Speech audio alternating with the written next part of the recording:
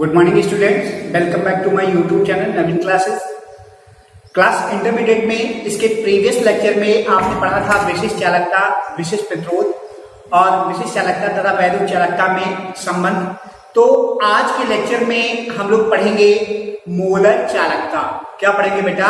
Molar चालकता। आज का टॉपिक है मोलर चालकता। हेडिंग निकालेंगे मोलर चालकता।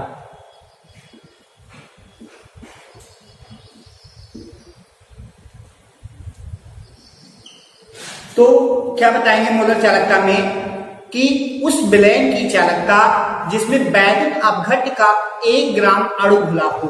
क्या बताएंगे? उस विलयन की चालकता जिसमें वैद्युत अपघट्य का 1 ग्राम अणु घुला हो क्या कहलाता है? मोलर चालकता कहलाता है। क्या बताएंगे? उस विलयन की चालकता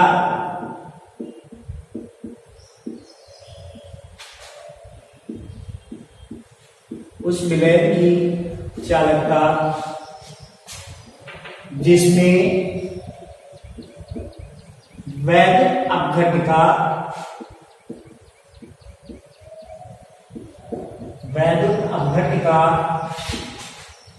1 ग्राम अणु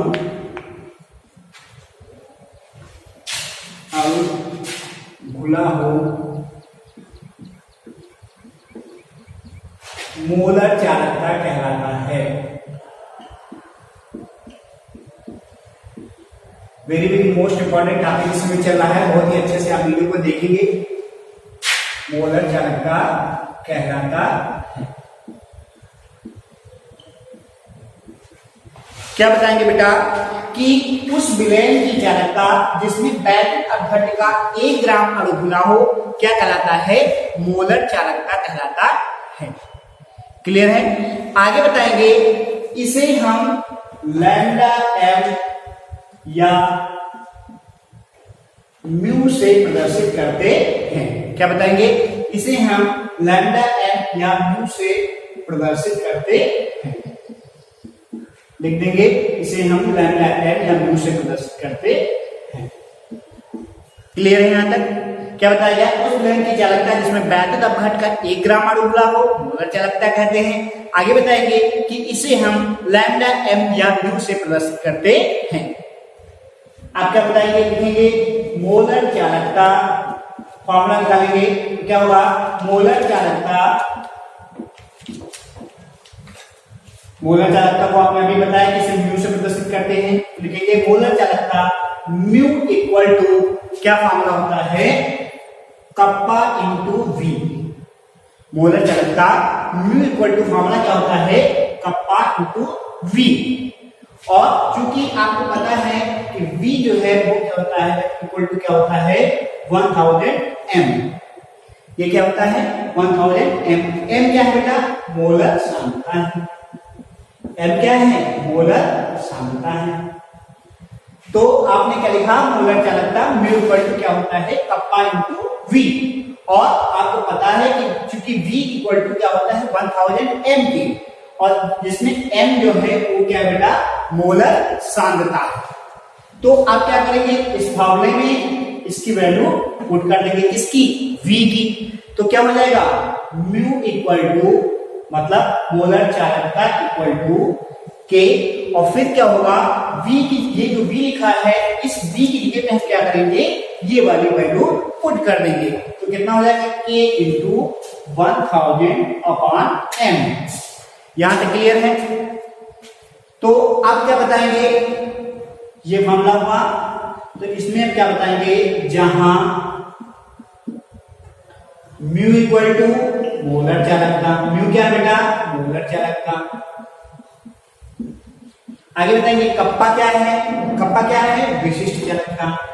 कप्पा को ऐसे इस तरीके से प्रदर्शित करते हैं। तो कप्पा क्या है बेटा?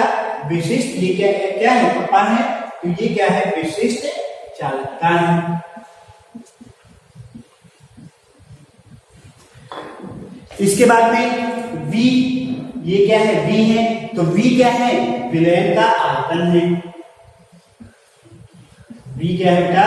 विलयन का आयतन है। इसके बाद में क्या है, एम है।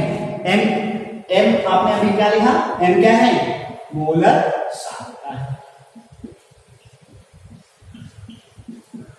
एम क्या हो गया बेटा, मोलर सांद्रता हो गया। तो ये तो बात हो गई इसकी मोलर चालकता की। तो मोलर चालकता में हम क्या बताएंगे कि उस विलयन की चालकता जिसमें एक वैद्युत अपघटिका 1 ग्राम अणु घुला हो, उस विलयन की क्या कहलाता है, मोलर चालकता कहलाता है। आगे बताएंगे कि मोलर चालकता को हम लैम्डा एम या म्यू से प्रदर्शित करते हैं। आगे लिखेंगे कि मोलर चालकता mu equal to kappa into v होता है। क्योंकि v इक्वल टू 1000 का पार्ट क्या होता है, m होता है, इसलिए हम क्या करेंगे, v के स्थान पे ये जो v है इसके स्थान पे क्या करेंगे, ये वैल्यू पुट कर देंगे। तो क्या फार्मूला निकलेगा, mu equal to k into 1000 upon m। इस फार्मूले का यूज जो है आपको न्यूमेरिकल आगे करवाए जाएंगे, उसमें इस फार्मूले का ही यूज किया जाएगा। इसी से क्या होता है, न्यूमेरिकल लगाए जाते हैं। तो ये क्या हो गया, mu equal to k into 1000 upon m। फिर जिसमें इस फार्मूले में हमने एक सिंबल को जो है डिनोट कर दिया, बता देंगे कि यहाँ पर म्यू इक्वल टू मोलर चालकता, k इक्वल टू विशेष चालकता, v इक्वल टू ये क्या है, v है पूरा, तो v इक्वल टू विलयन का आयतन है, और ये m जो है वो क्या बेटा, मोलर सांद्रता है। ये तो बात हो गई किसकी, मोलर चालकता की। अब आगे पढ़ें, जल्दी से इसका स्क्रीनशॉट ले लीजिए और इसके बाद में आगे बढ़ते हैं। अब आगे बेटा पढ़ेंगे मोलर चालकता के बाद में पढ़ेंगे तुल्यांकी चालकता। क्या पढ़ेंगे, तुल्यांकी चालकता। तो जिस तरीके से अभी इसके पहले आपने पढ़ा मोलर चालकता, तो मोलर चालकता में आपने क्या पढ़ा कि उस विलयन की चालकता जिसमें क्या होते हैं, वैद्युत अपघटिका 1 ग्राम अणु घुला होता है, उस विलयन की चालकता जिसमें वैद्युत अपघटिका 1 ग्राम अणु घुला होता है, वो क्या कहलाता है, मोलर चालकता कहलाता है। तो उसी तरीके से तुल्यांकी चालकता की क्या डेफिनेशन होगी, तो क्या बताएंगे कि उस विलयन की चालकता जिसमें वैद्युत अपघटिका जो है 1 ग्राम तुल्यांकी भार घुला, उसमें क्या होता था, 1 ग्राम अणु घुला होता था, किसमें, मोलर चालकता में। और तुल्यांकी चालकता में क्या बताएंगे कि 1 ग्राम तुल्यांकी भार घुला हो, क्या कहलाता है, तुल्यांकी चालकता कहलाता है। तो डिफिनेशन क्या हो जाएगी कि उस विलयन की चालकता जिसमें वैद्युत अपघटिका 1 ग्राम तुल्यांकी भार घुला हो, नाम क्या होगा, तुल्यांकी चालकता। लिखने की कोई जरूरत, आपको नोट्स अवेलेबल कराए जाएंगे, डेली के डेली वाइज जो है आपको जो है नोट्स अवेलेबल कराए जा रहे हैं। तो आप नोट्स अपनी कंप्लीट करते रहिएगा, और जो भी यहाँ पे वीडियो के माध्यम से आपको पढ़ाया जा रहा है, तो जो भी आपको इम्पोर्टेंट लगे उसको जो है आप स्क्रीनशॉट लेते रहेंगे, और जो समझ में नहीं आए उसको जो है आप बताते रहेंगे कि ये चीज समझ में नहीं आई। आप किसी भी टाइम जो है आप मुझसे कंसल्ट कर सकते हैं। तो तुल्यांकी चालकता में हमने क्या बताया कि उस विलयन की चालकता जिसमें वैद्युत अपघटिका 1 ग्राम तुल्यांकी भार घुला हो, नाम क्या होगा, तुल्यांकी चालकता या तुल्यांकी चालकता कहलाता है। आगे बताएंगे कि इसे हम लैम्डा से प्रदर्शित करते हैं। क्या बताएंगे, इसे क्या हैं, बताएंगे कि इसे हम लैम्डा से प्रदर्शित करते हैं। इसे कैसे प्रदर्शित करते हैं, लैम्डा से प्रदर्शित करते हैं। डेफिनेशन क्लियर हो गई कि उस विलयन की चालकता जिसमें वैद्युत अपघटिका 1 ग्राम तुल्यांकी भार घुला हो, तुल्यांकी चालकता कहलाता है। आगे बताएंगे कि इसे हम लैम्डा से प्रदर्शित करते हैं। आप क्या करेंगे, इसका फॉर्मूला देखेंगे। तो फॉर्मूला क्या होता है, तुल्यांकी चालकता लैम्डा इक्वल टू फॉर्मूला होता है k into v, k into v. तो आप देखेंगे जैसे मोलर चालकता में फॉर्मूला क्या होता था, mu equal to k into v होता था। इसी तरीके से इसमें तुल्यांकी चालकता का फॉर्मूला क्या होता है, तुल्यांकी चालकता को चूंकि हम लैम्डा से प्रदर्शित करते हैं, इसलिए लैम्डा इक्वल टू फॉर्मूला क्या होता है, k इंटू वी। और बस डिफरेंस क्या है दोनों में, यहाँ पर उसमें v के स्थान पर 1000 अपॉन m लिखते थे, तो ये क्या है, तुल्यांकी चालकता है। तो इसमें हम क्या करेंगे, v के स्थान पे जो है 1000 अपॉन n लिखेंगे। क्या लिखेंगे, 1000 अपॉन n लिखेंगे।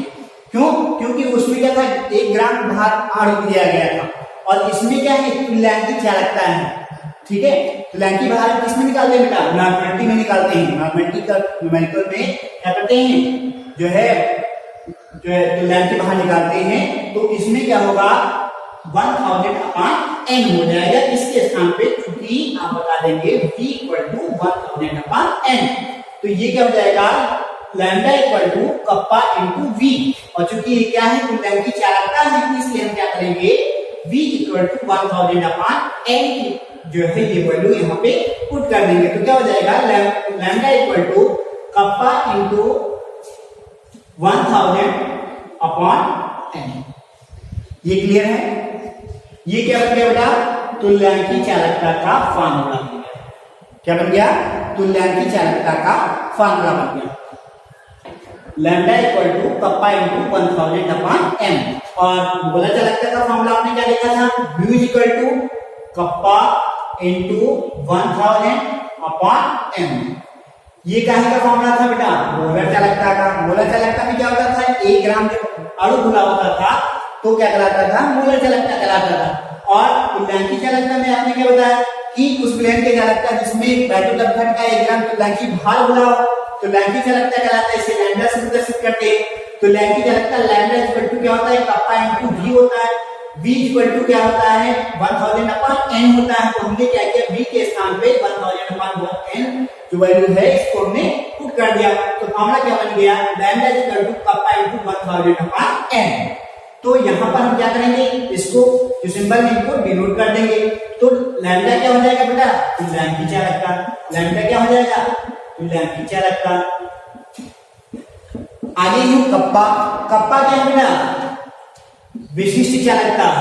कप्पा क्या है, विशिष्ट चालकता है। आगे है n, ये n। तो n क्या है बेटा, अभी हमने बताया n क्या है, नॉर्मलिटी, मतलब नॉर्मलता है। इस तरीके से ये क्या हो गया बेटा, तुल्यांकी चालकता ये कंप्लीट हो गया। तो अभी तक हमने आपको बताया मोलर चालकता और तुल्यांकी चालकता। जल्दी से इसका स्क्रीनशॉट लीजिए, आगे बढ़ते हैं। अब बेटा आगे पढ़ेंगे मोलर चालकता और तुल्यांकी चालकता के बाद में पढ़ेंगे चालकता को प्रभावित करने वाले कारक। मतलब मोलर चालकता और तुल्यांकी चालकता जो आपने अभी तक पढ़ा, तो इनको इस चालकता को प्रभावित करने वाले कारक पढ़ेंगे। तो इसमें आप सबसे पहले लिख देंगे कि चालकता को प्रभावित करने वाले कारक निम्नलिखित हैं। फिर क्या करेंगे, लिखे हैं। अब देखेंगे पहला कारक है बेटा, उसका नाम क्या है, श्यानता। पहला कारक क्या पढ़ेंगे, श्यानता। तो इसमें क्या बताएंगे कि विलयन की श्यानता जितनी कम होती है उसकी चालकता उतनी ही अधिक होती है। श्यानता में क्या बताएंगे कि चालकता को प्रभावित करने वाले कारकों में पहला पॉइंट आपको बताया श्यानता, और श्यानता में बताएंगे कि विलयन की श्यानता जितनी कम होती है उस विलयन की जो चालकता होती है वो क्या होती है, उतनी ही अधिक होती है। ये क्या हो गया, चालकता को प्रभावित करने वाला पहला कारक हो गया। क्या बताएंगे, विलयन की श्यानता जितनी कम होती है उसकी जो चालकता होती है वो क्या होती है, उतनी ही अधिक होती है। नेक्स्ट पॉइंट देखेंगे ताप। अगला पॉइंट क्या है, ताप। तो ताप में क्या बताएंगे कि ताप बढ़ाने पर गतिज ऊर्जा क्या होती है, बढ़ जाती है, जिससे क्या होता है उसकी चालकता भी बढ़ जाती है। क्या बताया गया कि ताप बढ़ाने पर गतिज ऊर्जा जो काइनेटिक एनर्जी होती है वो क्या होती है, बढ़ जाती है। और काइनेटिक एनर्जी के बढ़ने पर क्या होता है, उसकी जो चालकता होती है वो भी इंक्रीज हो जाती है, बढ़ जाती है। अब आगे नेक्स्ट पॉइंट जो थर्ड में पॉइंट है चालकता को प्रभावित करने वाले कारकों का, उसमें देखेंगे आयनों के बीच लगने वाला बल। आयनों के बीच लगने वाला बल।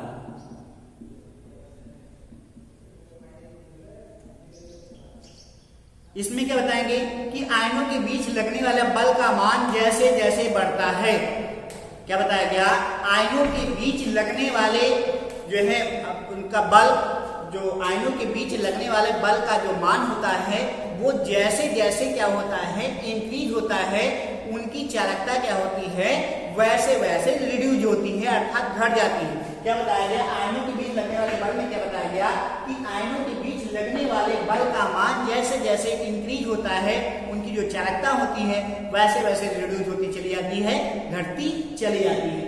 ये पॉइंट नंबर 3 हो गया चालकता को प्रभावित करने वाले कारकों में। अगला पॉइंट पढ़ेंगे हम जो है वो है तन्यता।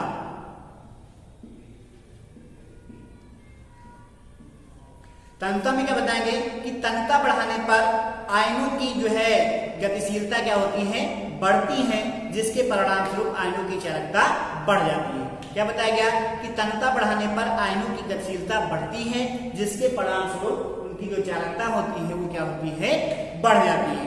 अगला पॉइंट है विलायकीकरण। इसको प्रभावित करने का 5वां पॉइंट है विलायकीकरण।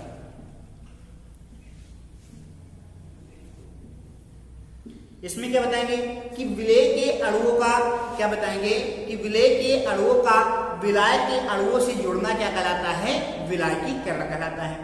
ये तो क्या होगी, इसकी डेफिनेशन होगी बेटा इसकी विलायकीकरण की। क्या बताएंगे कि विलेय के अणुओं का विलाय के अणुओं से जुड़ना क्या कहलाता है, विलायकीकरण कहलाता है।